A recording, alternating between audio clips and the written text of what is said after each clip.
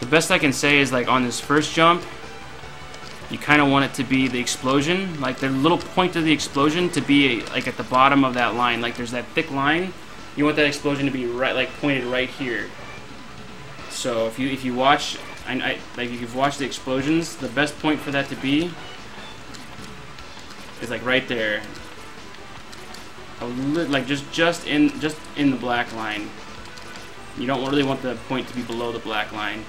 And then if you hit the jump button again and just hold it, just hit it again whenever you're at the next jump. Just tap tap, get the first explosion, get the second tap. And then what you should probably do, what I do is just hold it right here, because this is going to get you an idea of how high you are, because this jump is all about where you hit on this next jump, right? And so, my advice is you want to tap the wall on the way down. So if you have enough height, that should be possible. And then, after that, you know, do this a few times where you kind of like kick off.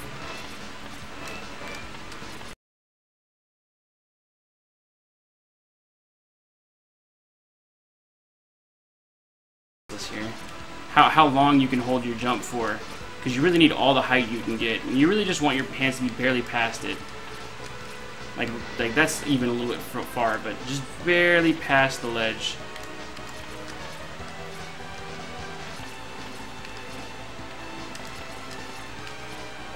And then once you figure out like when the apex of the jump is over here, and then you press, then you tap when you get to the right spot and you get it. Then another important part in this trick is like realize that when you're facing away, like if you just press jump,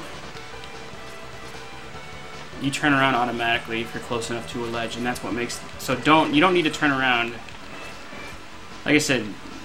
And also realize that you can jump really far, kick the wall really far away, because that's what makes this trick important. You need the pre-jumps, because the pre-jumps is what gets you the proper height for the correct jump.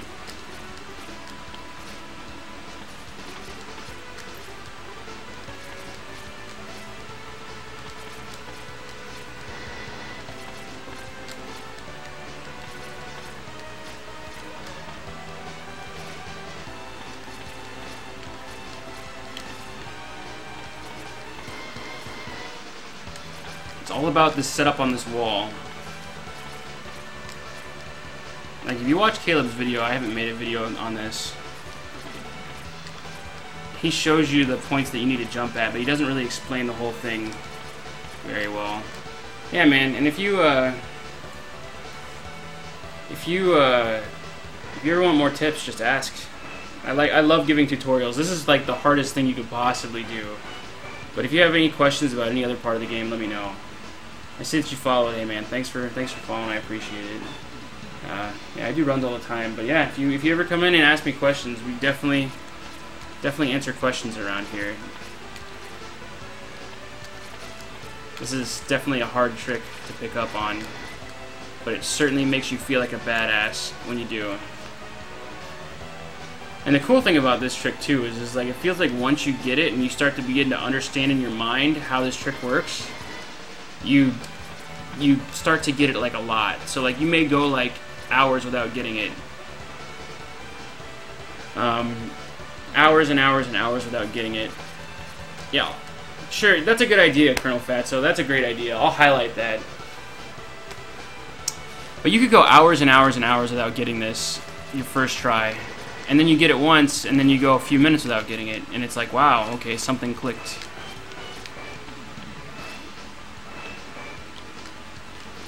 And the next thing would be to practice off this ladder, because it just feels different whenever you come from that ladder.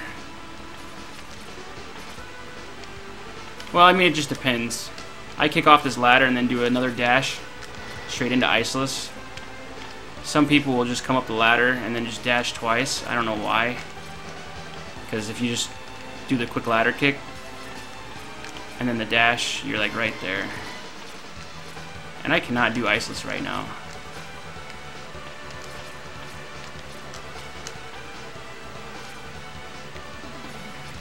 like I said, I'll go over the really important parts. It's really important about where you kick off the wall here. You can kind of adjust towards the top if it's low or high, right? But then you kind of hold your hands up top and just see how Mega Man is.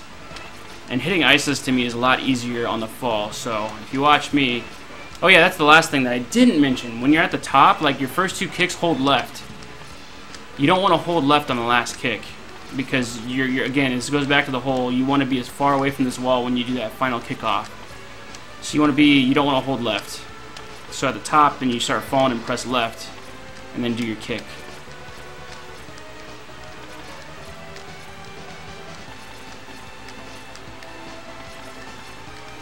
And again, make sure whenever you fly this direction, you stop at the appropriate point, and you hold B long enough before you tap it.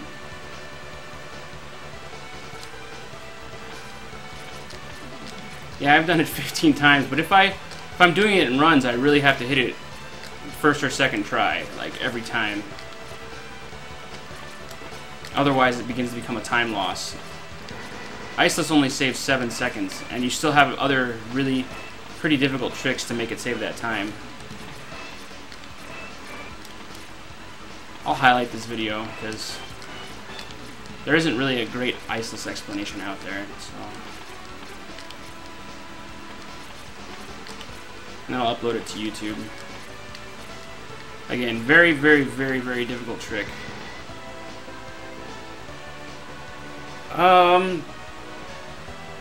I've gotten good enough at it that I don't stress over it. It has begun to make a huge difference when I miss, though, with these new splits. I have enough consistency generally. There's some days where like every single fucking Iceless is just like, bam, bitches, Iceless. It's actually a lot easier of a trick to do when you get the muscle memory, and like practicing it actually tends to be a little bit difficult because you're thinking about it too hard.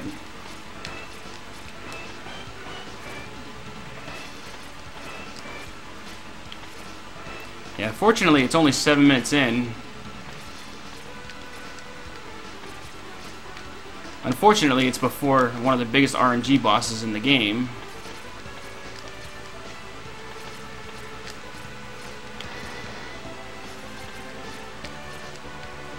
You can definitely become very consistent at it, though.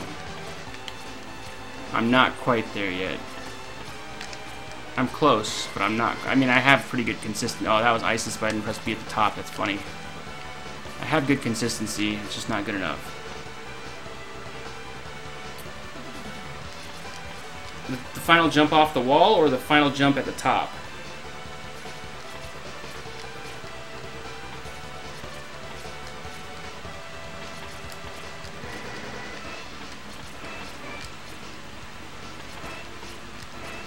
Like this jump right here.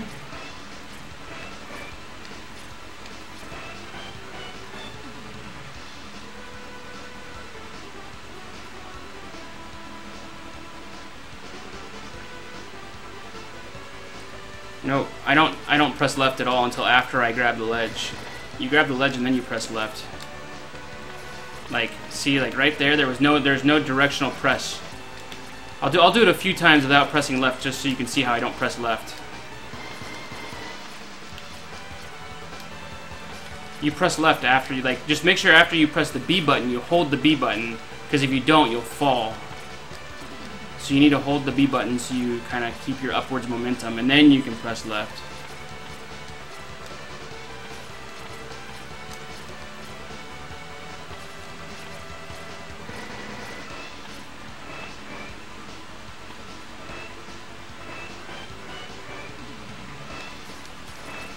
It's kind of nice to have my controller display for something like that.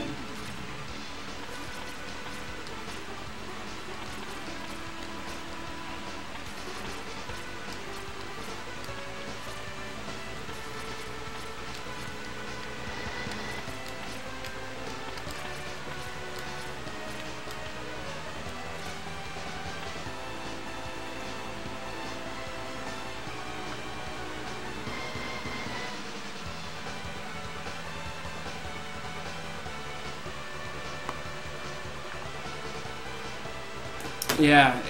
Honestly, though, Iceless, the first time I got it, I did kind of do one of these numbers. Like, where I kind of jerked back. Because people have a tendency to, like... And I can't do it now by jerking back, but people have a tendency, even I have a tendency, to overshoot this ledge. Like, you basically want to stop, like, right there, or, like, right as your hands pass.